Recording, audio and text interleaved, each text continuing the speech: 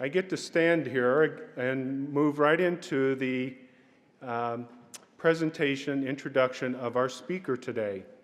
It's a very special person, President John Martin. John himself has a number of degrees. He has a Bachelor of Arts from Wheaton College. He has a Master of Theology and a Doctorate of Theology from Dallas Theological Seminary. And he has a Doctor of Philosophy in Higher Education Administration.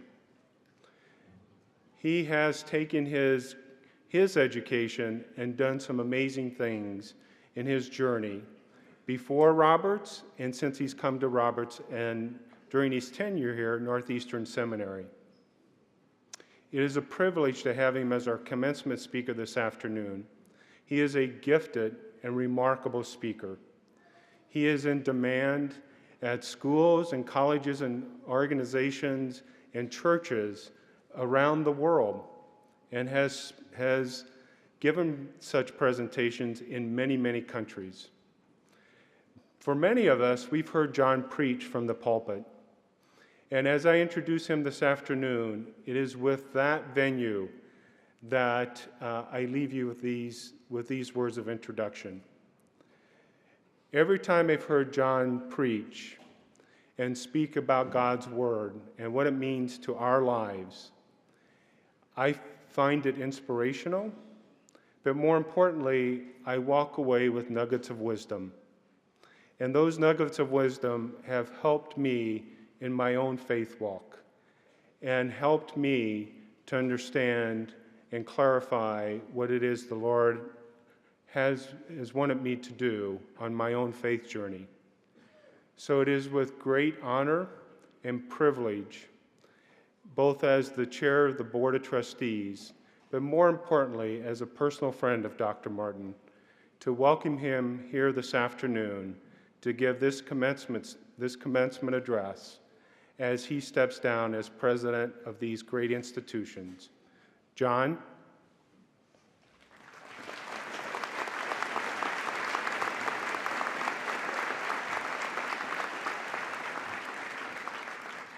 Thank you, Dr. Tabor, for those kind words. Trustees, faculty, staff, friends, and most importantly, graduates, in the few minutes I have with you, I would like to share with you some truths to remember from my somewhat long experience in the world of education.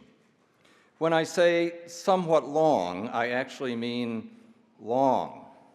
I have been in school or teaching or being an administrator or a president or some combination of those since 1954.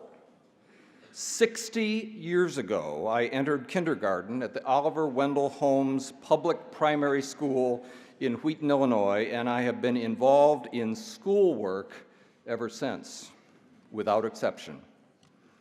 I am sure my faculty colleagues can identify with my sentiment that working in the academy is a wonderful life choice. We commit our time and our lives to the pursuit of truth, the exchange of ideas, and to helping people of any age grow and develop intellectually and socially, and in our case at Roberts Wesleyan College, spiritually as well. I have been challenged, encouraged, and rewarded in many ways throughout my career.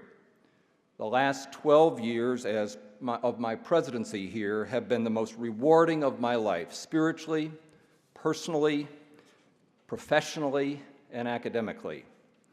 We have been able to completely reshape our campus both academically and physically. All of our academic spaces and 2/3 of our residence buildings, as well as our dining commons and the field house in which we sit, have either been newly constructed or totally remodeled during the time that I've been provost or president. During those years, I've also had the privilege to minister professionally in many places, and one of the great joys of my life is to be able to share speaking duties with my talented wife, Catherine, who, like me, is an ordained elder in the Free Methodist Church. After 18 years on this campus, this is my last public event for the college. Next Saturday, I will have my last public event for Northeastern Seminary at that commencement. When one finishes something, it often brings about nostalgia and a reminiscence of what has transpired. Catherine and I, of course, have had many of those feelings over the last several weeks as we have relocated to our new home in Dallas, Texas. So, graduates, along with my faculty and staff colleagues, I want to thank you as a representative group of all the thousands of students and hundreds of colleagues that I have taught, worked with, and with whom I have interacted at Dallas Theological Seminary, at Central College, and here at Roberts Wesleyan College and Northeastern Seminary. You have been great to work with, great to work for, and great to work among. My life has been blessed by living, working, and learning among you and thousands like you. Very briefly, let me suggest to you some things that I have found to be true and that I hope you will remember. Don't expect anything profound or new. These are things that you already know, but it is helpful if we are all reminded of them. So, graduates, first, you can't be everything you want to be. You can't be anything you want to be. Unfortunately, in our culture, there are some well-meaning people who tell young folks that they can be anything they want to be. You and I know that's not true. We were born with abilities, but we were also born with limits. Although I played the trombone from 5th through 8th grade and was the first baseman on the Wheaton North High School baseball team, I am not, nor could I ever be, a member of the RPO or the New York Yankees. Dr. Schuin can do that. Well, not the New York Yankees part. No amount of hard work would have allowed me to achieve in either of those fields. I should not fool myself into believing that I can achieve in areas where I cannot excel. Our lineage and our surroundings shape us greatly, and our choices in life set us on a course which excludes many other paths. As a freshman at Wheaton College, I chose to take geology as my primary physical science, mostly because it fit in my schedule and because it had a 2-hour lab instead of a 3-hour lab. All the others had 3-hour labs. In no way do I regret that decision, but it did exclude many professional choices as a result. Don't fret about that. Your faith may exclude you from some life choices. Your domestic responsibilities may keep you from doing some things that other people are able to do. The economic status of your family may limit some ranges of opportunity. But that does not mean that life is bad or unfair. So I repeat, you can't be anything you want to be, but you have proven by your presence today at this commencement ceremony that you can accomplish much. Second, we are not promised that life will be easy.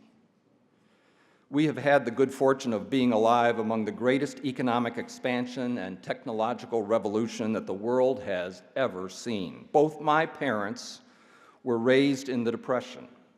My mother's family in Duluth, Minnesota was absolutely destitute.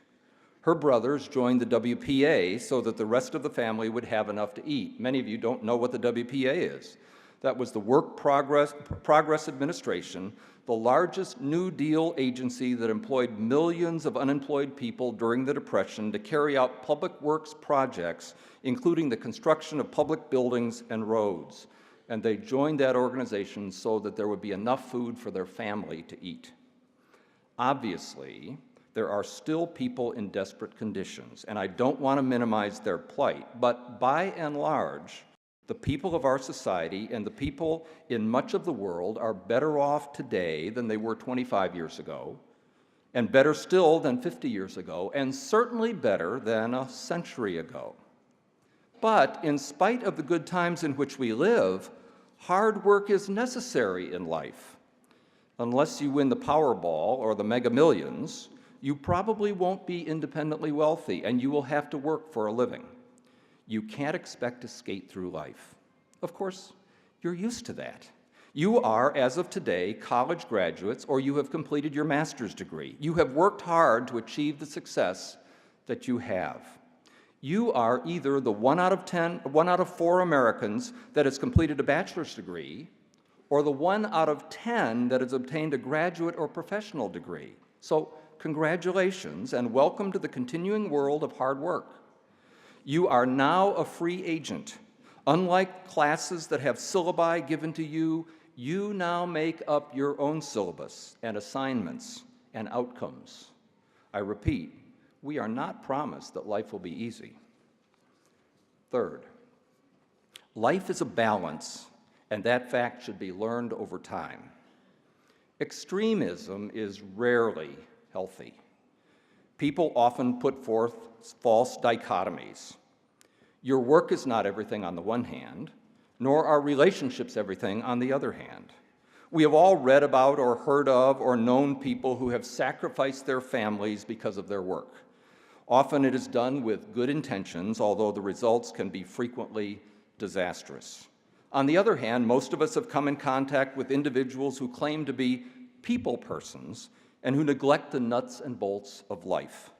Going overboard either way is rarely a good thing. Life is a balance made up of competing priorities. I have often stated to my colleagues at the college and the seminary that when you're 80, you don't want to sit around the Christmas tree with your fellow employees. No offense to those on my left and my right. No, you want to sit around the Christmas tree with your grandchildren. On the other hand, we spend vastly more time with our fellow employees than we do with our own flesh and blood. So both are important. Pay attention to the balance of life. Hone your skills in this area. Listen to those around you. Don't be an extremist. Fourth, rich people aren't bad and poor people good, nor are rich people good and poor people bad. People are people. Some are good and others are not so good. Ultimately, the biblical record notes that all of us fall short of the standards of God. In fact, in his closely reasoned analysis of the human condition, the missionary theologian Saul of Tarsus, known as Paul, noted in his treatise to the Romans that even the most hardened relativists who claim that there is no right or wrong fool themselves because those persons cannot even live up to their own standards of conduct. None of us likes to be lied to, cheated on, swindled, or assaulted. Everyone who has reasoning ability has an innate standard of right and wrong. It is a sad irony when we read about the latest celebrity who has stolen her or his current spouse from some other former partner, bemoaning the fact that they are now being cheated on. You want to say, what did you think was going to happen? Now, I noted that rich-poor dichotomy because there are some Christians who somehow feel that poor people are more righteous than rich, and others feel that poor people are poor because they're not righteous. Both views are totally erroneous. No matter what our economic status, we have a responsibility to live according to God's standards. Roberts Wesleyan College would not be here if it wasn't for A.M. Chesborough, who gave us at that time the amazing sum of $30,000 in the late 1800s, or if the fairly wealthy Mr. Samuel Mercereau had not saved the school from bankruptcy in the 1930s. On the other hand, it probably would not exist if Miss Adela P. Carpenter, for whom Carpenter Hall is named, had not lived, worked, and scrimped for 40 years as a loyal teacher and employee who never had excess cash. Our role, whether with or without money, is to be faithful to God. We all have different callings. Some of you will have abundance. Others will have little. Righteousness does not depend on either. Fifth, God gave you a brain, so use it. You are obviously above average in intelligence and diligence and drive. You would not be here today if that was not the case. You have achieved much. You knew that getting a bachelor's or a master's degree would be a good thing, and you were right. You used your brain to accomplish that important goal. The same thing should be true of all of our decisions in life. Don't blame God for the decisions you make. Take personal responsibility for your decisions. I have said many times that the commandment from the Ten Commandments that Christians most often break is the command, do not take the Lord's name in vain. That has very little to do with swearing. When someone says, God told me to do something, one is in danger of breaking that command. Take responsibility for your own actions and decisions. Make decisions based on your wisdom, your understanding, your experience, and the counsel of others. Say, I decided to do this or that. That is a much more honest approach to life and decision-making. God gave you a brain. Use it. Sixth and finally, cultivate your sphere of influence. In the early Genesis record, God makes the statement to man, Adam, that he and life-giver, Eve, are to be fruitful and multiply and cultivate the earth. Some commentators have pointed out that being fruitful and multiplying is the only command of God that men and women have done happily and in abundance. But did you catch the twofold command? We are to be involved in the raising of families, yes, but we are also to be involved in the tending of gardens. Our families and our gardens may be varied, but the mandate is clear. Tend to the things in your sphere of influence. Your family and your garden may grow and develop or change over the course of your lifetime, but you are going to have these two responsibilities. Do not shirk them. And don't get so caught up in things you cannot influence that you neglect the things you can. Well, I am now leaving my garden, Roberts Wesleyan College, and it will be tended by someone else. I'm off to tend a new garden, which includes taking care of my family. I will use my brain to make decisions, and I will take responsibility for those choices. I will attempt to appreciate good people, both rich and poor, and everyone in between. I will seek to balance my life, recognizing that life will not always be easy, and will continue to acknowledge that my past, to a large extent, is determining my present circumstances. I hope, my young friends, that you will do the same.